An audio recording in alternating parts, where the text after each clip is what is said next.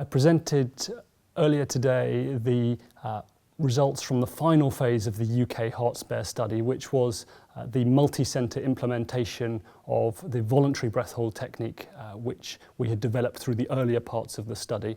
This was rolling this voluntary breath hold technique out to 10 UK centres, and the study found, having recruited 101 patients, that the technique was feasible in a multi-centre setting, that it was reproducible, and that it was cardiac sparing in a multi-centre setting.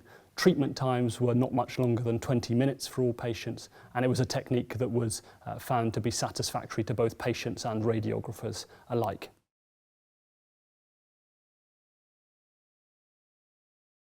This is an equipment-free technique. A lot of the breath-holding techniques currently in use use a piece of technology.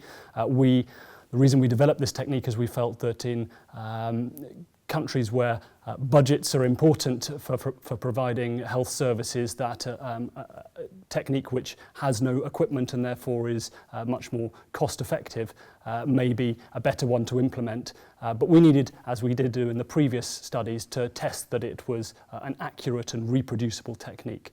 And we use only skin surface pen marks and the in-room cameras to monitor a patient's breath hold.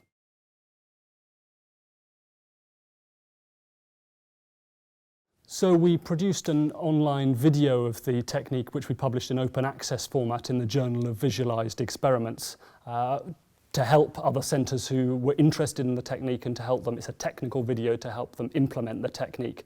We had only really done this primarily to help our immediate centres, but anyone else who was interested. And this video has now been viewed over 5,000 times by institutions in over 25 different countries, demonstrating that, you know, the technique is of interest further afield than the UK. I don't know of any countries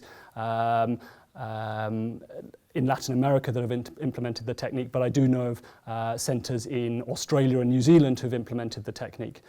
So I await stories of other centres further around the world having implemented it.